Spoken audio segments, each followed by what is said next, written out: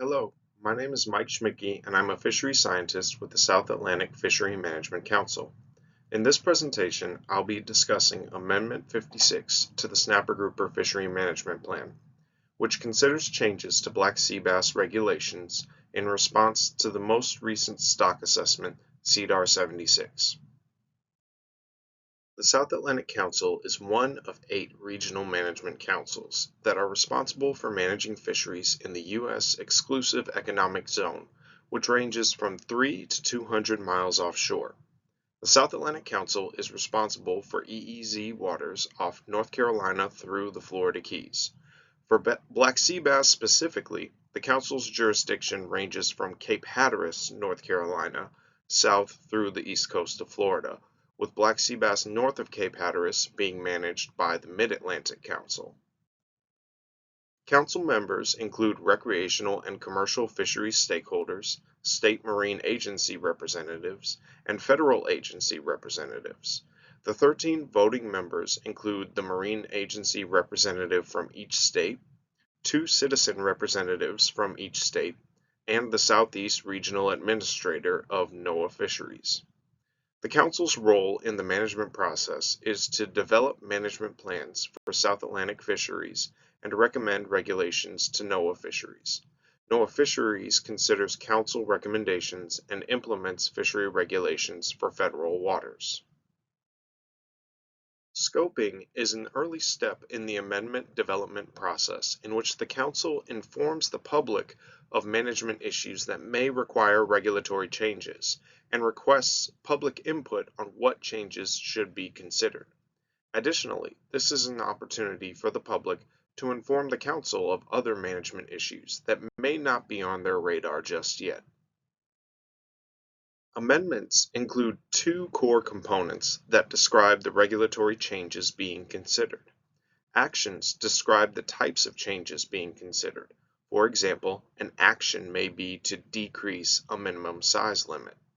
Alternatives are specific options under each action. For example, maintaining the current size limit of 13 inches or decreasing to 12 or 11 inches are all potential alternatives under the example action of decreasing the minimum size limit. The goal of scoping is to identify what actions and alternatives will be on the table for consideration in an amendment. After these have been fleshed out, there will be another opportunity for public input when the Council will ask for feedback on which alternatives should be selected for implementation. Black sea bass were most recently assessed through SEDAR 76, and this figure from that stock assessment report pretty well summarizes the results from this assessment. There are a couple of key things to point out here. First, we see a strong decline in the black sea bass abundance from about 2010 through the present. This includes a decline of nearly all ages, not just the larger and older fish targeted by the fishery. Next, the slight uptick at the end of the figure is driven by the use of average values rather than estimated values for age 0 and age 1 fish in 2020 and 2021. Black sea bass are typically able to be caught by the trap survey that's used to estimate them around age 2. So the number of age 1 or age 0 fish is estimated based on the number of age 2 fish. With data for this assessment going through 2021, the most recent age 0 estimate was for 2019. More recent data collected through the same Chevron trap and video abundance surveys used in SEDAR 76 actually indicate a continued decline through 2024. Similar declines in young fish and populations overall during this time period have been observed for other winter spawning reef-associated fish in the South Atlantic as well, including gag and scamp grouper. The Council is required by provisions of the Magnuson-Stevens Fishery Conservation and Management Act, as well as its own policies, to consider several actions in this amendment process. First, the Council must reduce annual catch limits for black sea bass. After receiving a stock assessment, the Council's Scientific and Statistical Committee, or SSC, develops recommendations for acceptable biological catch levels based on the results. If the recommended catch levels are lower than current catch limits, the catch limits must be reduced to be within the scientific recommendations. The SSC is still developing specific numerical recommendations, but given the sharp stock decline, the Council anticipates that annual catch limits for black sea bass will need to be reduced to prevent overfishing at the current low abundance. Second, scientists that developed the stock assessment, as well as those on the SSC, have recommended to change the status determination criteria for black sea bass. Status determination criteria are the biomass and fishing rate levels that determine if a stock is overfished or experiencing overfishing. The assessment scientists and SSC have recommended that black sea bass characteristics indicate these levels would be better represented based on spawning production that is 40% of that of an unfished population rather than the current levels based on 30%. Finally, the Council's allocation review trigger policy requires the Council to review sector allocations for a species upon completion of a stock assessment. The Council is not required to change sector allocations, but they are required to have a discussion addressing whether the current allocations are fair and equitable for that stock and fishery. The Council has also discussed other actions that could potentially be included in this amendment. These additional actions are not required, but they may help towards achieving management goals like preventing overfishing and improving the black sea bass stock. The first of these is to change the accountability measure that requires the National Marine Fisheries Service to set the recreational season length each year. The service currently announces the recreational season each year based on the previous year's catch rates. The season has not been limited recently because landings haven't approached the annual catch limit. However, with the ACL likely decreasing through this amendment, changing this accountability measure can prevent progressively shorter seasons each year as the stock increases, catch rates increase, and the lowered ACL is caught faster. Potential alternatives for this type of action may be a consistent start and end date for an open season, or tracking of landings during the season and closure when the ACL is projected to be met. The next potential action would consider changing the fishing year start date. The fishing year start date is when tracking of landings against the annual catch limit resets and does not necessarily need to align with the calendar year. It can be advantageous for the fishery to begin ahead of times when landings are most desired to ensure that the season is open and not limited by an ACL closure during that time of year. Currently, the recreational fishing year begins on April 1st and the commercial fishing year begins on January 1st. Another potential action is to remove or change the seasonal pot closures currently in place for nearshore areas. These closures were established to allow right whales to migrate through the area without the risk of entanglement in pot lines.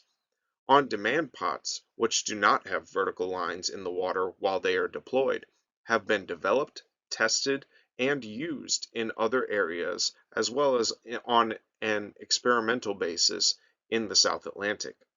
Public comments have expressed some interest in allowing access to the currently closed areas as long as on-demand pots are being used.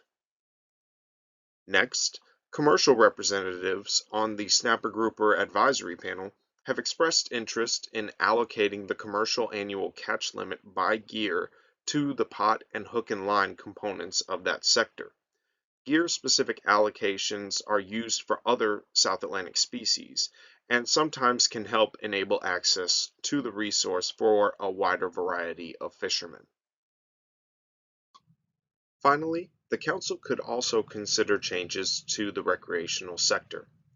One of the primary mortality sources for black sea bass is release mortality from the recreational sector, in which a fish is caught and released and dies due to that process. Black sea bass have a fairly high survival rate after release, estimated around 85% survival for fish caught recreationally. However, with persistent catches and a declining population abundance, the relative effect of release mortality is amplified. So some of the recreational measures being considered in this amendment are aimed at reducing overall catch so that fewer fish are caught and released. Measures that have been discussed so far include requiring single hook rigs while snapper grouper fishing, lowering the recreational bag limit, lowering the recreational minimum size limit, or establishing a recreational retention closure, potentially aligned with the shallow water grouper closure that already occurs from January through April.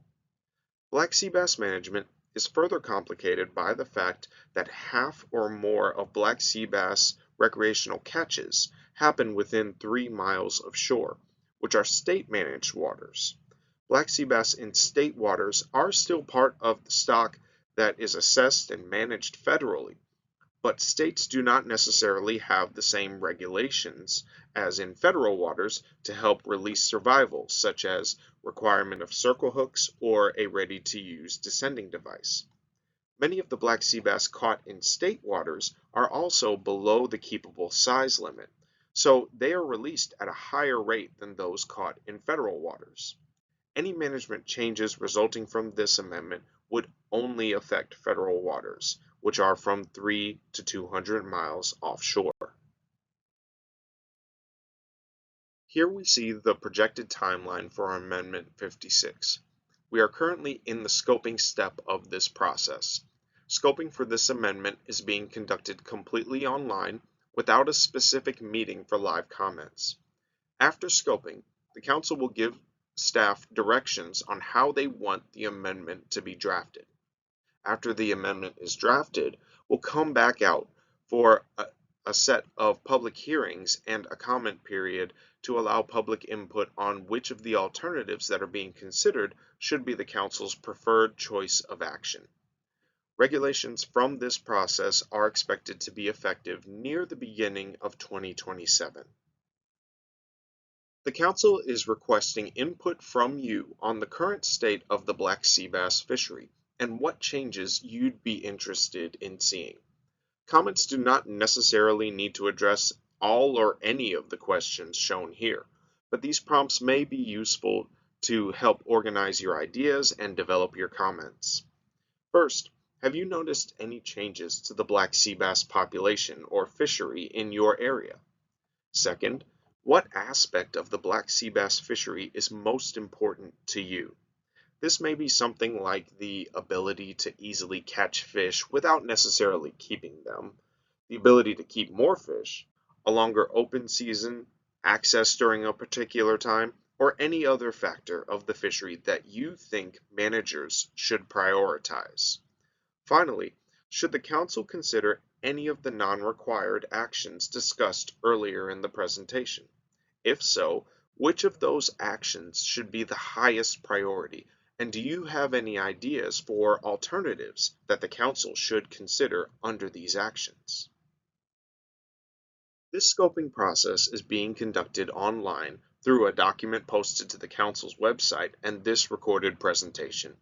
There will be no live webinar or meeting for this process, but feel free to re-watch this presentation and reference the document as needed to develop your comments. Additionally, if you have clarifying questions about this process or Council discussions about black sea bass thus far, please feel free to contact me, Mike Schmidtke, using the information shown on the bottom left of the screen.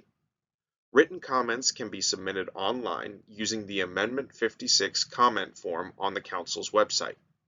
Written comments can also be submitted using mail or fax using the information shown on the screen. All comments must be submitted by 5:00 p.m. on Thursday, February 6th. This concludes the recorded presentation. Thank you for your time, attention, and interest in South Atlantic Council Fisheries Management.